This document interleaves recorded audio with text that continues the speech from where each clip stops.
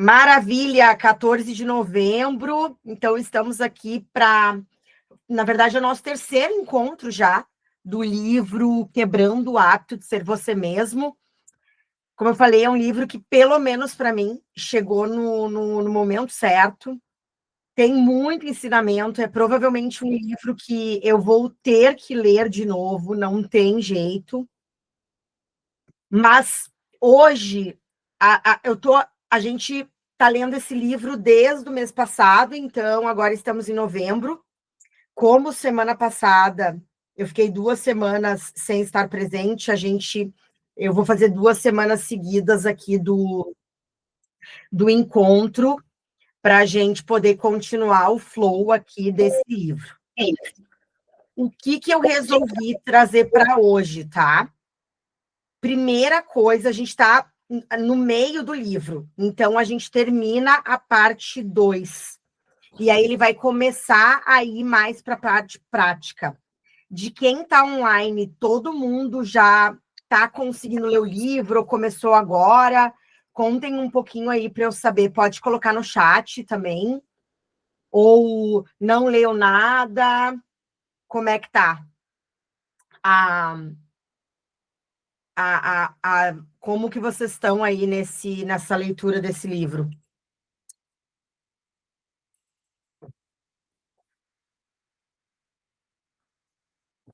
Deixa eu ver aqui. Bom, vamos fazer o seguinte, vão escrevendo aí enquanto isso. A Sandra está dando bom dia ali. Vamos revisar rapidinho qual que é o assunto do livro, tá, gente? Então, no livro Quebrando o Hábito de Ser Você Mesmo, Joe Dispenza, ele vai nos mostrar que para a gente conseguir sair do nosso passado e almejar o nosso futuro, a gente vai precisar desconstruir a pessoa que nós somos atualmente. Então, até eu estava olhando um outro vídeo dele para complementar o estudo aqui do livro, e é bem interessante que ele fala que a gente vai ter que mudar a nossa personalidade, porque as nossas crenças, o nosso passado determinam a nossa personalidade. Por isso que o título do livro é, né, Quebrando o Hábito de Ser Você Mesmo. E esse é um movimento que demora tempo, é um processo, porque não tem como a gente se tornar a pessoa do futuro se a gente não desconstruir a pessoa do passado. Então, ele também trabalha muito no livro a questão que a gente tem o poder de ser quem a gente quer. Eu até nesse vídeo, eu achei muito interessante que ele trouxe, né? Imagina se nós fôssemos ensinados quando nós éramos crianças, que nós temos a capacidade de criar o nosso destino, de ser quem nós sermos. Mas o que acontece, infelizmente, é o contrário, né? A sociedade, o sistema vai nos amarrando. Porque, na verdade, se tu pergunta para uma criança, por exemplo, para o meu filho, ele consegue imaginar coisas que na nossa cabeça de adulto não fazem sentido. E por que tem que fazer sentido, né? Então, por que é tão difícil imaginar alguém se imaginar super milionária, viajando de jatinho, ou com um relacionamento perfeito? Não vou falar só de dinheiro aqui, né? Mas com uma vida realmente plena. Então, a gente perde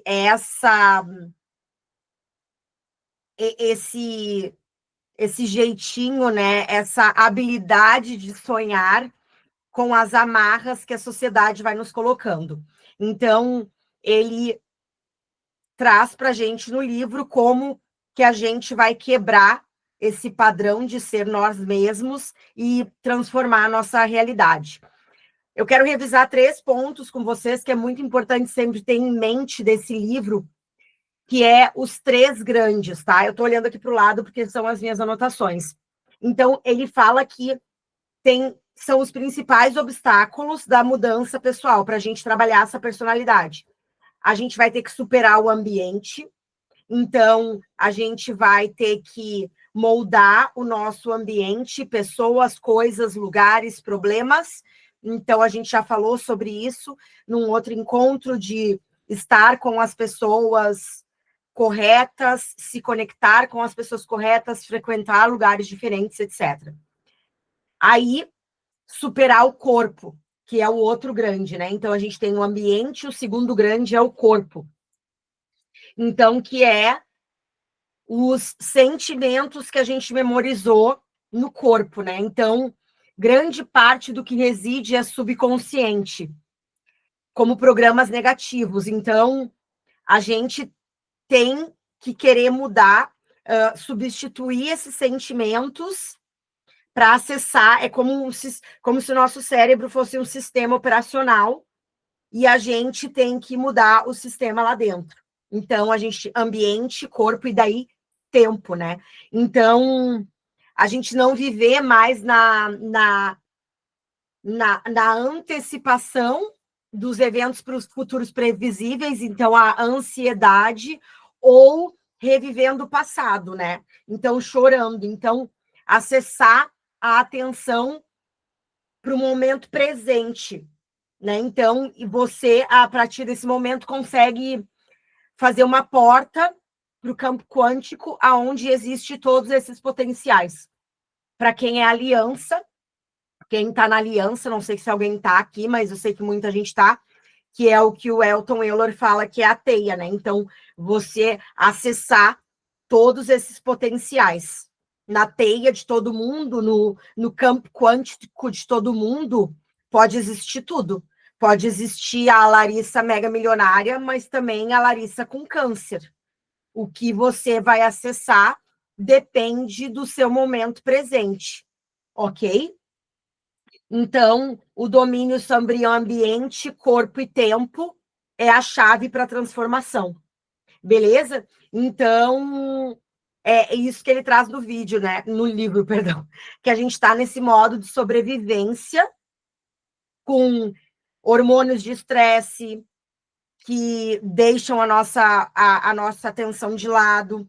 E eu trouxe muito, não sei quem estava no encontro de ontem, e eu trouxe nas minhas lives, porque eu achei muito interessante que eu estava no evento agora, no final de semana passada, eu estive no evento lá da Aliança Divergente, na grande mesa, e no último dia, no sábado, a gente tem uma manhã só com o Elton. E o que eu achei muito interessante foi que ele voltou ao básico. E o que é o básico? Da parar para observar a nossa vida. Todo o acontecimento está nos dizendo alguma coisa.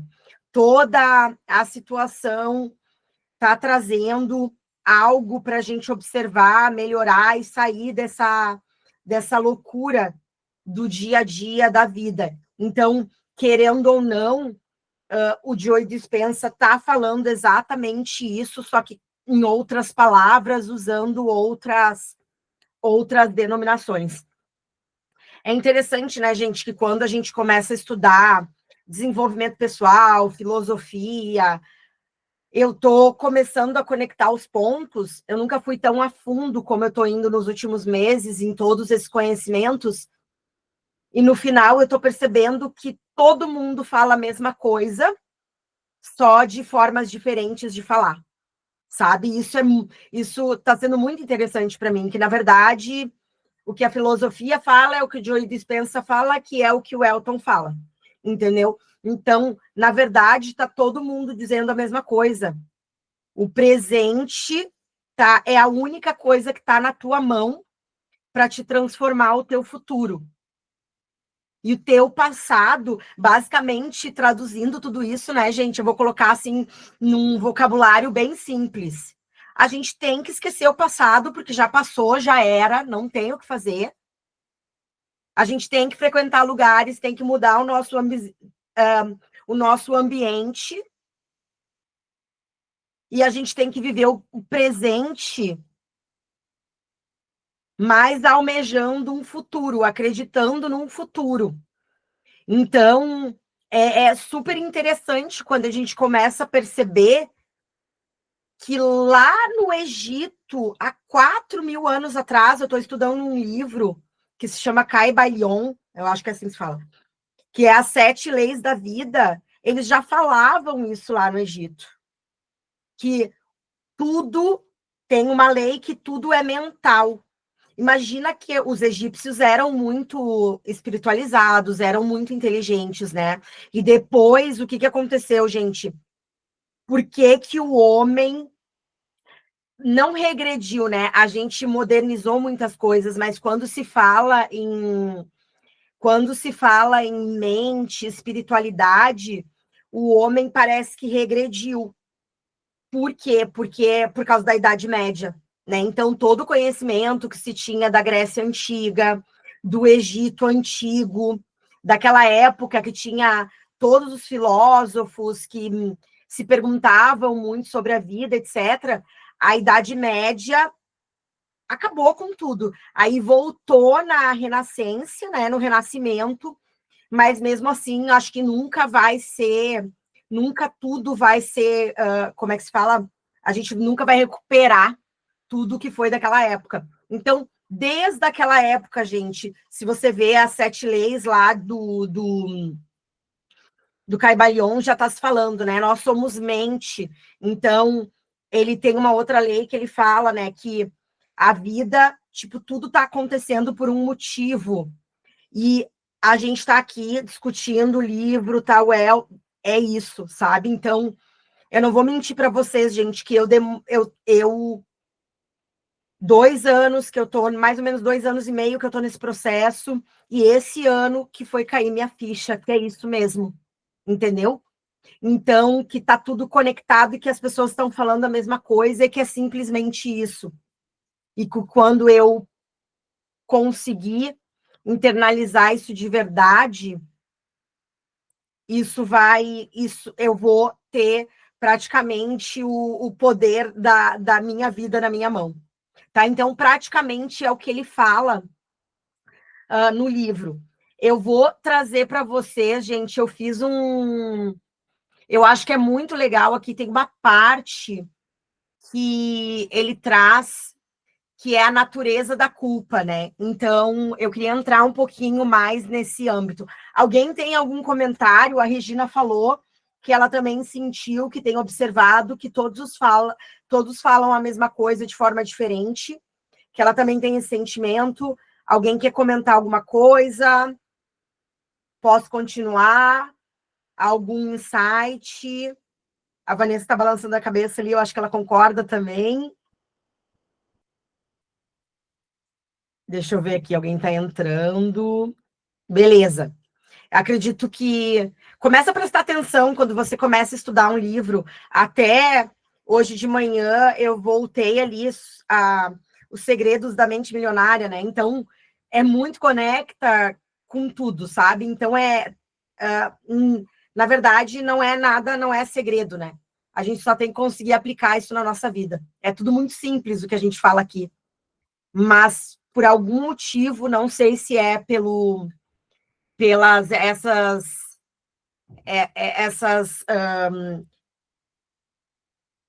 essa sociedade, esse sistema que nos amarra, que fica tão difícil para a gente, né? Porque, pô, gente, a gente está falando de algo simples, não custa dinheiro, não custa um pouquinho de tempo só, né? Mas a gente está falando de algo simples.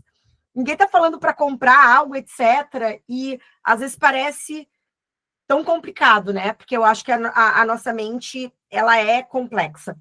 Então, eu resolvi trazer essa parte da culpa para hoje, por quê?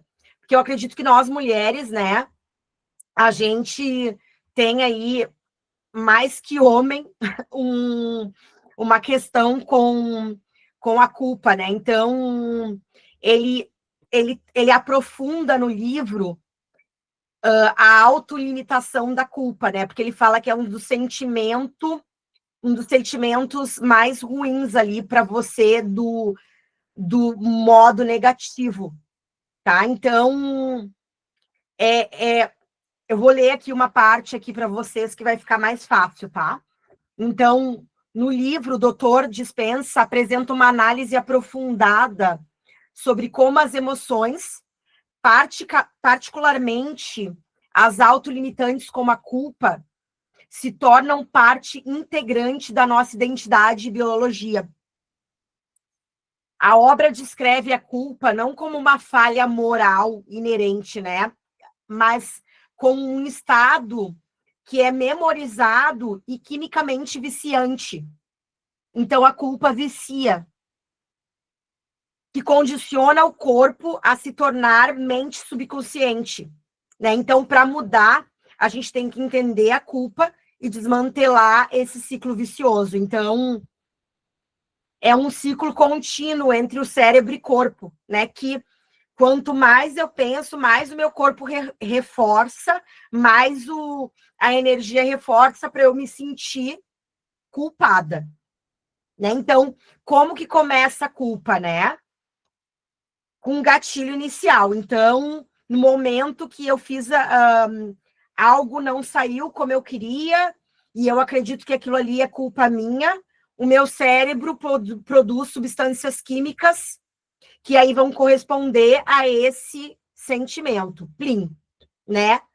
O corpo, ele recebe esses sinais químicos e começa a sentir culpa. Essa sensação do corpo volta para o cérebro, que responde a esse sentimento, né? Então, esse ciclo, ele é contínuo.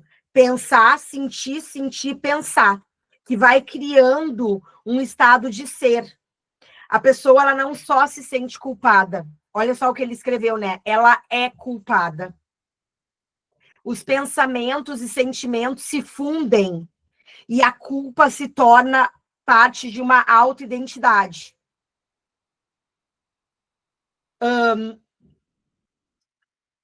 Aí ele usa um exemplo, né, da avó dele, que até na hora de fazer o molho de tomate, ela se culpava quando o molho não dava certo e tal, e ele ilustrou. Então, é aquela pessoa que ela se vitimiza para ela mesma, sabe? Ela se vitimiza para ela mesma. Então, gente, a culpa é um... ela pode te deixar viciada nas suas próprias ações, tá? Então, quando essa memória está no corpo, quando algo dá errado na vida, a presunção é automática que a culpa é tua, tá? Então, é aquela mulher que se culpa. Ai, daí o negócio começou a empreender, daí não deu certo, a culpa é minha porque eu não sei aprender.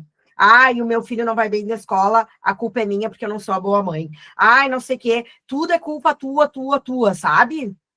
Então, a gente... Primeira coisa que ele fala aqui, como que se livra da culpa, né? Para quem está na aliança, tem protocolo de culpa, né? Que é bem extenso, por sinal. Mas eu vou trazer aqui o que ele traz, né? Então, primeiro, ele fala que a pessoa precisa ter uma epifania e decidir. Tem que ser uma decisão assim do fundo do coração, sabe? Então, não é assim, agora eu decidi que eu vou parar de me culpar, tá? Tem que se decidir de verdade. E aí, o que vai acontecer, gente? Que ele fala, né? Quando você decidir isso de verdade, ele fala isso com os outros, que daí é uma questão bioquímica que ele explica, e eu vou tentar simplificar aqui para vocês. É como se, quando você decide isso, é como se o seu corpo falasse assim: para aí, ela está sendo diferente de algo que eu estou acostumado. E aí, essas células, elas não se sentem bem. E aí, elas começam a interromper esse fluxo químico, porque eles percebem, o cérebro percebe como uma ameaça. Vocês conseguem entender que tu está sempre se culpando, aquilo ali é o normal. E aí, quando você interrompe isso, apesar de ser bom, o teu cérebro ele não consegue perceber que é bom. Então, ele fala aqui, ó, que o corpo envia mensagens de protesto para o cérebro, né? Então, o cérebro começa a protestar. Pô, o que essa mulher quer? Tipo, passou a vida inteira, 40 anos se culpando, e agora, hoje, terça-feira, 14 de novembro, decidiu que não vai se culpar? Vou ter que fazer algo sobre isso, né? Então, é como se o cérebro se rebelasse, né? Então, ele chamou aqui no livro, né, 2 sinais de alertas, né, que ele chamou de pista rápida, o primeiro, que ele, gente, que já é assim, no primeiro segundo, tu quis fazer algo diferente, aí, bum, o cérebro, ele manda ali para a medula espinhal, em questão de segundos, um sinal de alerta. Ó, essa doida aí tá querendo fazer algo diferente. E aí ele trouxe o segundo ponto, né? Que além disso, além de fazer esse sinal de alerta rápido, ele chamou de pista lenta. Ele manda ali uma mensagem para o hipotálamo, porque ele começa a perceber que os sinais químicos da culpa estão baixos. Então, não vai. O que isso explica, né? Que não é só no primeiro momento que o teu cérebro vai se rebelar, não. Ele vai continuamente continuar mandando essa mensagem, tá? E aí, olha o que ele fala lá do autossabotador, né? Do sabotador. O corpo, daí, ele busca retornar ao seu estado químico memorizado, influenciando o cérebro com uma torrente de pensamentos autossabotadores. E aí, gente, é aquela vozinha que começa a falar com você, que ele chama no livro de atagalerice. Faz sentido, né?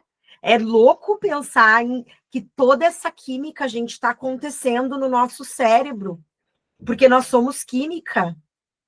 Eu achei muito interessante olhar para a forma química disso, que simplesmente a gente tem que lutar com padrões químicos, não é só o jeito, tudo isso tudo está acontecendo dentro do nosso cérebro e repassando essas informações e tal, né, esses dados químicos, dizendo assim, estão sendo trocados. E aí, gente, eu vou até colocar aqui no grupo, ó, vou fazer um print, tá? Deixa eu colocar lá no grupo, que daí fica para vocês aqui, que eu fiz tipo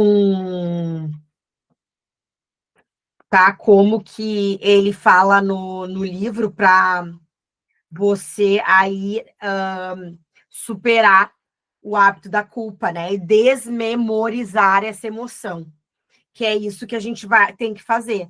Quem sofre da culpa tem que desmemorizar essa emoção, né? Então, primeiro, né, observar a culpa e tentar compreender como que teu corpo reage, né? Que atitudes, o que tu faz quando tu te sente culpada. A primeira coisa, observar, né? Tentar observar de fora. Então, eu ando fazendo muito isso na minha vida como um todo, sabe? Quando eu falo alguma coisa, quando eu tô reagindo, opa, eu dou uma paradinha. Ué, por que eu tô me sentindo assim? O que eu falei, sabe? E, gente, olha só como eu tô fazendo isso, tá? Tô usando como exemplo para vocês. Eu tô fazendo isso até em coisas muito simples, sabe? Muito simples. Porque desde que eu comecei esse livro, eu tô me tornando muito observadora. Ontem, contar uma história para vocês. Ontem, eu vi uma postagem do Joel J, que ele começou um novo podcast e tal, e daí ele estava mostrando lá, ele mostrou as fotos do podcast com o Flávio Augusto. E aí tem o cenário, E ele copiou o cenário exato de um dos maiores podcasts de um cara, de um inglês, que eu assisto muitos podcasts dele, que é o Diary of SEO. Mas, gente, ele copiou a mesa, todo o estilo, sabe? Até como é o microfone e tal, tu acha que é o mesmo podcast. E aí, nossa, tá copiando, fiz um print e joguei lá no grupo, sabe? De empreendedores e tal, e falei, olha, gente, como o brasileiro é copiador e tal. E aí eu falei assim, opa, por que eu tô fazendo isso? Tipo, eu tenho resistência com quem tá copiando? Tipo, tem alguma coisa por detrás aí? E se o conteúdo dele for tão bom e ele só tá trazendo um formato que já funcionou? Por que eu tenho resistência quanto a isso? E daí alguém me falou assim, olha como é interessante, por isso que é legal esses grupos, gente. Por isso que é legal esses grupos. Olha só, vou ler para vocês o que uma pessoa me falou. Toma cuidado para não criar resistência e tentar inovar em coisas que não têm necessidade e já foram validadas. Né? Então, a gente tem que observar tudo, gente. Essas memórias, agora eu vou parar amanhã, e no meu ritual da manhã, eu vou parar para observar isso. Que eu, sim, quando eu parei para pensar, eu tenho uma resistência. Só que daí isso não está me atrapalhando? Se caras grandes estão copiando, por que eu, Michele, não posso copiar algo que funcionou do exterior? Talvez isso me desse uma baita de uma vantagem competitiva muito mais rápido e eu tô me auto-sabotando só porque eu quero ser a mega mais inovadora, sabe? Então, observação, gente, comecem a se observar. Então, ele fala ali o propósito de você parar e olhar quando sente a culpa é trazer o programa inconsciente para a luz da consciência, né? Porque isso tudo está acontecendo automático, né? Se todas essas loucuras químicas aí, e primeiro ponto é ficar ciente, né? Aí ele traz o segundo ponto, admitir para um poder superior, daí, né, para o universo, para Deus, para a vida, enfim, né? Então, admitir que você se sente culpada, né? E que você quer liberar essa emoção. Então, sentir isso do fundo do coração. E aí, gente, os rituais são muito importantes, né? Porque, por exemplo, a gente fazer isso no meio do nosso dia, quando tá acontecendo um monte de coisa, filho chorando, telefone tocando, não vai funcionar, né? Como é que você vai admitir e parar para realmente. Porque ele fala que o propósito disso é romper o laço emocional com o passado, né? Para liberar essa energia. Então, você tem que estar presente ali, tem que estar num momento de paz para conseguir, né? Eu vou declarar, eu vou tirar isso, né? Eu vou trabalhar isso. E aí ele traz o terceiro ponto, tá lá no grupo esse gráfico, essa tabela, tá, gente? Render o estado de culpa a uma mente maior, né? Pedindo que ela resolva a limitação de uma forma que você não conseguiria. Então, ele fala em entregar, né? Permitir que a energia reorganize a sua identidade e você se libera do ciclo, né? Então, a solução vem de uma consciência que não está impregnada da energia emocional do problema. Então, o Joe Dispenza, né, gente, ele é um cara muito espiritual. Então, por exemplo, vou trazer o meu exemplo para vocês. Se eu lesse esse livro há 2 anos atrás, eu ia achar balela, porque eu estava muito longe da espiritualidade. Eu era uma pessoa extremamente cética. E, ó, só para explicar para vocês, eu não tenho religião, tá? Eu não sigo nenhuma religião. Mas hoje eu entendo que a espiritualidade é isso. É uma inteligência superior, é essa energia. Cada religião colocou um nome, algumas religiões, e desculpa se alguém aí é de uma religião e acredita em X ou Y, eu não julgo nada, tá, gente? Eu não julgo nada, não desjulgo nada também sobre religião, Eu acho que cada um acredita no que quer acreditar, mas a grande realidade é que antes eu era totalmente racional, não acreditava em nada, nada, nem em energia, nem em inteligência superior. Então, se eu não tenho nenhuma abertura para essa consciência, fica muito difícil se desvincular dessas emoções, né? Porque daí eu não acredito em nada. Se eu não acredito em energia, então não quer dizer nada, e daí nada disso faz sentido. Então, esse livro, para mim, não faria nenhum sentido há 2 anos atrás. E eu tô entendendo, hoje eu consigo observar e entender que o meu ceticismo estava me auto-sabotando. Muito. Né? Que esse pragmatismo, esse ceticismo, que é muito do masculino, que estava muito tóxico em mim também, estava me sabotando muito. Então, a mulher, ela tem já uma tendência a ser mais espiritualizada, a ouvir mais a intuição, a estar mais aberta. Então, eu estava totalmente fechada. E isso estava me sabotando, né? Então, ele fala aqui que, né, seguindo esses passos, a gente pode descondicionar o corpo da mente da culpa, né? Então, ele fala que o resultado não é apenas a libertação de uma emoção negativa, mas a liberação de uma enorme quantidade de energia que antes era usada para manter a fachada e alimentar o vício. E é legal isso, vou até trazer um ponto que ele falou bastante, quando ele fala desses sentimentos negativos, que o ponto da gente também se livrar desses sentimentos negativos é que a gente libera energia para trabalhar em coisas boas, entendeu? Então, tipo, a nossa energia às vezes está focada ali em. E aí é muito que falam, né, gente? Tu tá focada no problema. Alguma energia, o cérebro, ele aloca como se fosse um hardware de um computador da memória, né? Quando a gente está com um monte de pasta aberta, a memória lá está dividida. Então, a memória, tanto da energia positiva quanto da energia, né, dos pensamentos positivos, dos pensamentos negativos, eles consumem muita energia do nosso cérebro. E aí, ele fala que quando a gente consegue deixar essas amarras, né, esses sentimentos de culpa, medo, raiva, etc., a gente libera energia para poder trabalhar algo mais positivo para a gente. Então, é como se a gente liberasse, né, memória ali, que nem um computador, que a gente faz ali, quando a gente faz a. Como é que. Quando leva para o técnico para fazer uma.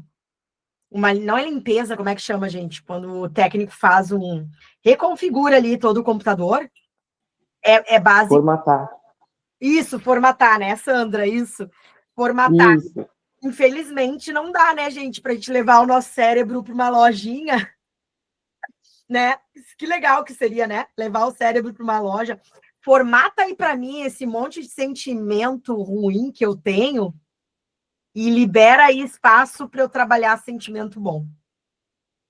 Não dá. Então, essa formatação tem que ser feita por nós mesmas e de uma forma bem se entregando, né? E não adianta a gente querer, né, a gente que seja assim de uma hora para outra, que não vai ser, né? Então, eu sempre falo, né? O meu parceiro aqui começou um processo de coach, psicólogo, e aí alguém falou para mim, já tá tendo alguma mudança? Gente, faz 2 semanas. Eu falei, gente, eu posso exigir do cara que em 2 semanas vai ter alguma mudança, né? Tipo, foram 40 anos, então a gente tem que ter muito cuidado também, daí volta a cobrança com a gente mesmo, né? Às vezes a gente tá lendo um livro, tá entrando num processo, porra, mas não tô vendo nada, tipo, não consigo, aí já entra culpa, né? É que vai demorar, né, gente? É um monte de trabalho, é um monte de crença, é um monte de sentimento de anos. Anos vivendo de uma forma. Então, algumas pessoas vão demorar bastante. Eu, como falei para vocês, o meu processo já está 2 anos e meio. E foi nos últimos meses que eu comecei a ter essas epifanias, assim. E me abrir de verdade. Comentários? Vamos lá. Tragam aí, não me deixem falando sozinhas. Sozinha. Sandra, quer falar alguma coisa? Sim, então, você falou do Caibalion. Esse livro é maravilhoso. Esse livro eu já estudei ele, e ele fala que o primeiro, né, a primeira lei hermética é a mental. Então, você está falando, tudo está aqui, né? Então, a gente já vem com um monte de regras, de coisas, de ceticismo e tal, tal, tal, tal, tal, tal. E eu não só li, como eu estudei esse livro há alguns anos atrás. Mas assim, eu ainda não mudei a minha vida. Eu tenho muita coisa para mudar, né? E essa parte da física quântica, ela mexe demais, demais, demais. É muito interessante, é muito interessante. E junto com esse livro do Joe Dispenza também, que eu estou amando, gente, é meio louco o negócio, né? Mas é muito bom, é muito bom. É muito legal, né? Eu vou. Alguém quer mais falar alguma coisa? Eu vou dividir aqui rapidinho com vocês, para vocês verem o. Né, que eu montei aqui o. Né, então, vou passar aqui um pouco a parte 2, ó, só para a gente revisar. Que é importante, né, gente? Que daí a gente vai lendo e vai se lembrando, né? Então, tudo isso que eu estou fazendo aqui é um exercício para a gente fixar. Porque só ler e não fazer nada com isso, gente, a gente não vai a lugar nenhum, entendeu? É um livro longo, né? Só o áudio são 11 horas. Se a gente não revisar os conceitos, se a gente não falar sobre os conceitos, muita coisa acaba se perdendo, né? Então, na segunda parte do livro, ele fala bastante sobre os 3 cérebros, né? Que a gente tem ali o pensar, fazer e ser, que ele chama de 3 cérebros, né? Então, o neocórtex, que é o pensar, então, que é a mente consciente, aonde vem as ideias, né? O cérebro límbico, que é onde está essas emoções, a química, a experiência, e o cerebelo, que é o ser, né? As habilidades e hábitos, que é a mente subconsciente, que é a mais difícil, que é a mais íntima nossa, né? Então, ele fala que a meditação que vai nos levar do pensar para o ser. Então, na parte 3, ele vai entrar muito na meditação, que, na verdade, a meditação não é para nos curar. Ele fala num vídeo, né, que a meditação é para gente ter um método para mudar a nossa personalidade. Que meditação não cura nada, o que cura é a mudança da nossa personalidade. Então, ele vai entrar na parte 3, né, muito nessa questão da meditação. Então, ele fala nessa parte 2 do livro, né, ele fala da dualidade, que como a gente parece, como a gente é, né, parecemos, e quem realmente somos, né, que tem aí uma lacuna dentro da gente sobre isso, né, então, vou até colocar ali para que ficou, não vou ser sincera para você, ficou um pouco, eu não entendi muito bem essa parte, né? Então vou ler aqui para vocês, ó. Como parecemos, né? A, a mão de cima, né? Então a definição, essa é a fachada, a imagem é a máscara, né? Que a gente projeta para o mundo. É o que fazemos para apresentar uma realidade exterior consistente, né? Então é o verniz, como que queremos que os outros nos vejam. É a personalidade que faz a gente esconder como realmente que a gente se sente, né? Então, é aquilo, né? como que as pessoas querem que nos vejam. Então, às vezes, a gente usa essas máscaras, né? A filosofia fala muito das máscaras, né? Que a gente... esses dias eu vi um vídeo da Luciana Galvão, e ela fala, né, que tu nasce e já é colocado uma máscara. Nasceu pela família que tu vem, as pessoas já entendem, já ali na mente dela, elas já têm uma noção de como tu vai falar, o que tu vai fazer, como tu vai te portar. São poucas pessoas que saem desse ciclo, né? Que conseguem sair desse modus operandi que já é colocado quando a gente nasce. Então, e daí quem realmente somos, né? A mão para baixo, que é a forma como a gente se sente internamente, e não quando a gente está distraído do ambiente interno. É o conjunto de emoções familiares que memorizamos, né? Então, são as emoções viciantes, culpa, vergonha, raiva, medo, ansiedade, depressão, julgamento, ódio.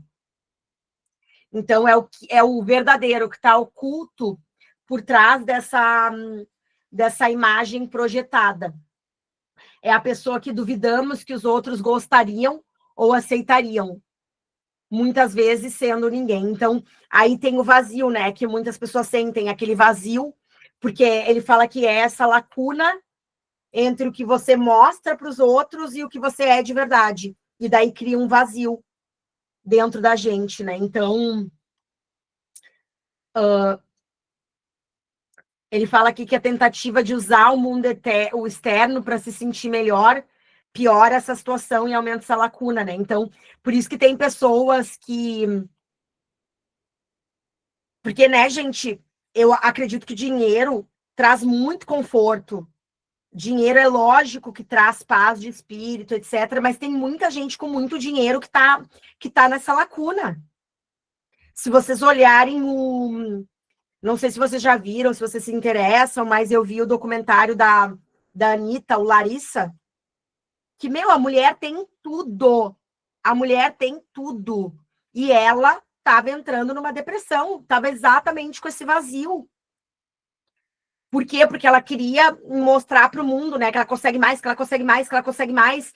E aí, quando ela foi, ganhou Grammy, tipo, já estavam fazendo pressão nela para não sei o que mais e não sei o que mais. E ela, até que ela, parou para olhar. Tá, mas eu quero isso? Tipo, eu já tenho tudo. E tá tudo bem, tem gente que quer. Mas aí eu olhei um outro documentário esse final de semana do Avicii, que é um DJ. O menino se suicidou com 27 anos. E fica claro no documentário que ele não queria ser aquilo. Só que ele não conseguia. Ele tinha um talento nato para música, né? Tipo, ele fazia música. É muito legal ver.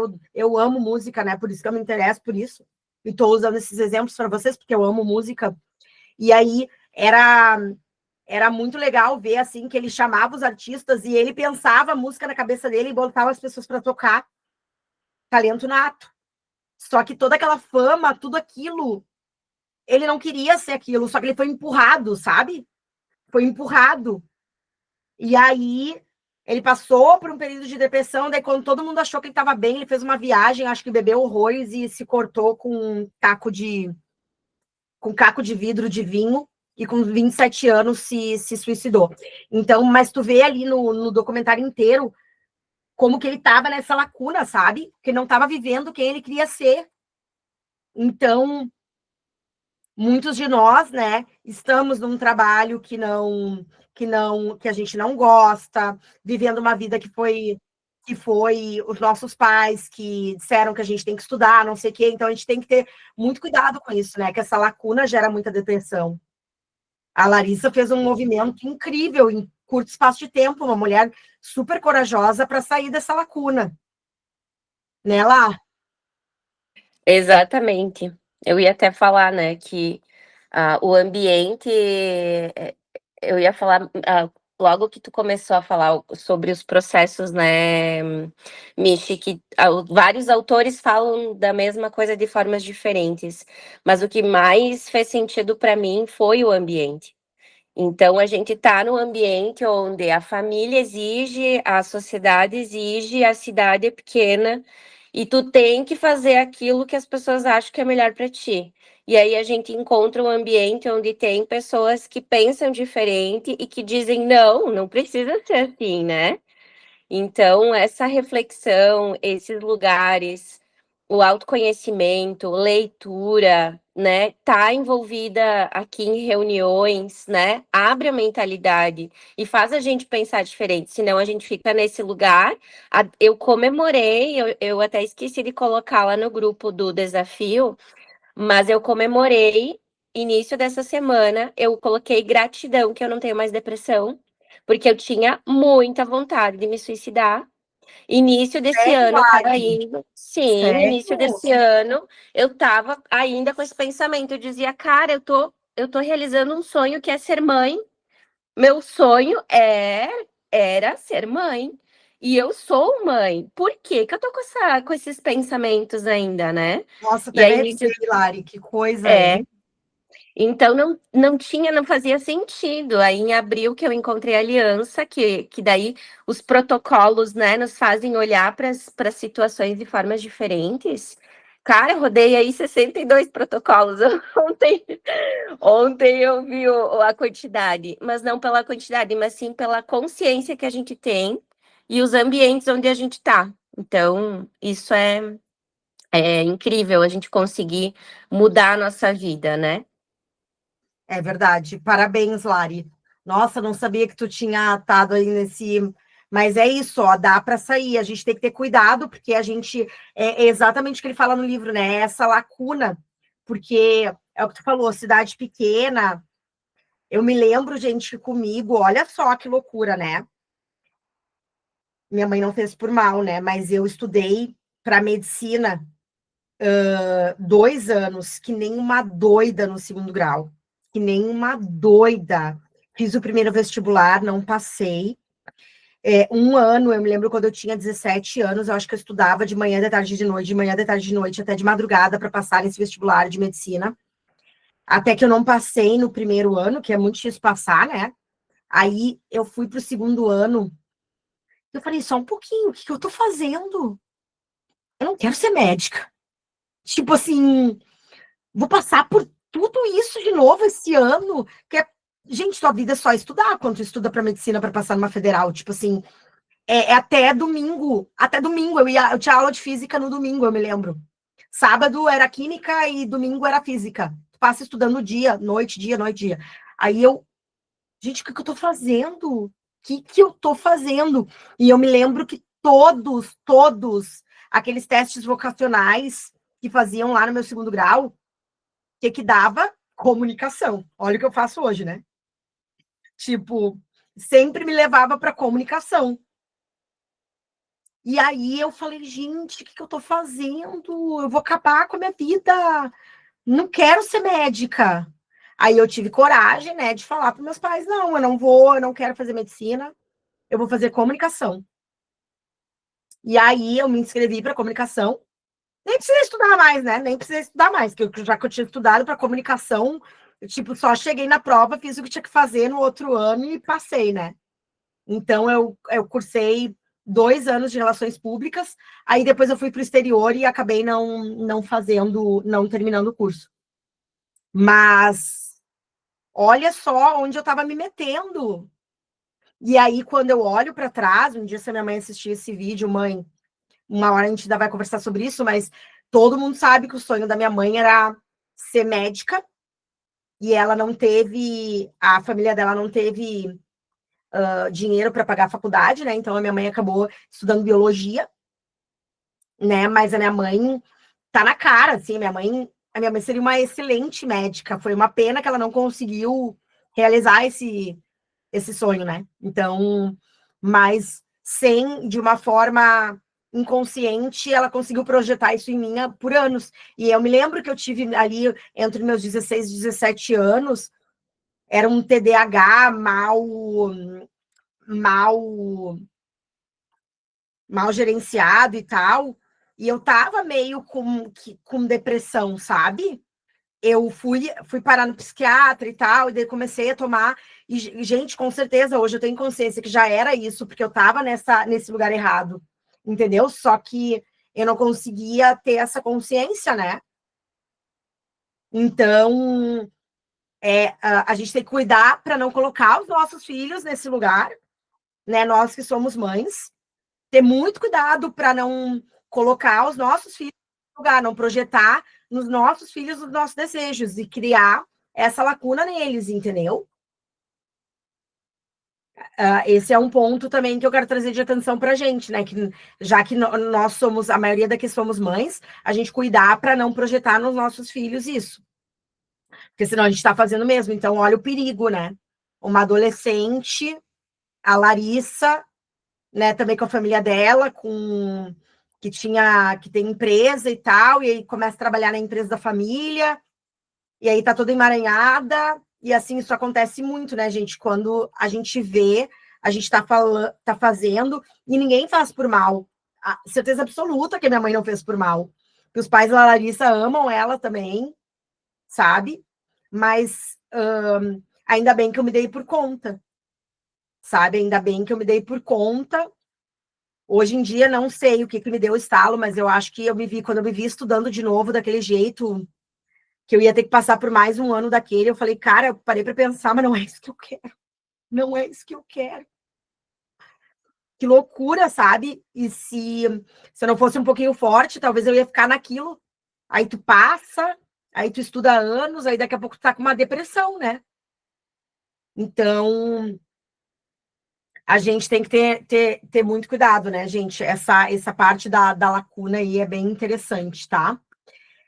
Fechar essa lacuna, né, e parecer como você é. Então, conquistar essa liberdade. E aí, gente, só para terminar, daí ele começa a trazer um pouquinho, né, a gente falou já da autoobservação, de se familiarizar com a autoobservação, e ele traz que a meditação vai acessar esse sistema operacional, é a forma da gente acessar o subconsciente.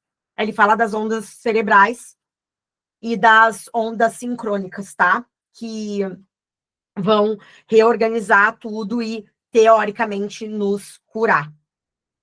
Ok? E aí a gente termina a segunda parte. E aí a gente vai depois para...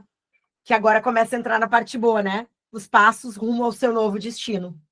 Que é a parte 3, que ele vai desenrolar como a meditação realmente vai nos levar para esse novo eu. E aí, gente, para terminar, porque eu tenho que sair para minha live, por que ele traz tanto conhecimento? E eu anotei esse ponto para trazer para vocês. Porque ele fala que é importante, quando a gente quer mudar algo, a gente se alimentar desse conhecimento. Que esse conhecimento nos ajuda a transformar o cérebro, a transformar essas químicas. Então, o que a gente está fazendo aqui é muito certo, tá? Eu quero mudar. Eu vou ter que estudar sobre mudar, entendeu? Eu vou ter que estudar sobre mudar, porque isso ajuda muito.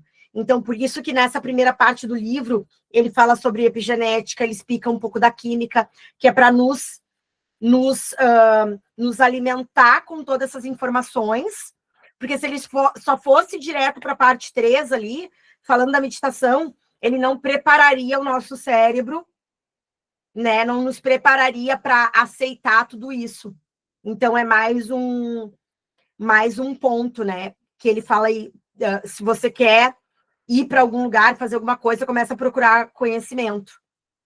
Então, eu coloquei agora, por exemplo, na minha cabeça, né? Coloquei na minha cabeça, não, mas é uma coisa que eu quero muito. Por exemplo, eu tô indo muito para o Brasil. E eu quero começar a ir de business class, porque é muito cansativo, e de econômica, nessas viagens que eu faço. Aí eu comecei agora a assistir uns vídeos que mostra como é a classe econômica que é a classe econômica não, a classe econômica não, a classe business da empresa aérea que eu sempre viajo, e eles mostram como banco.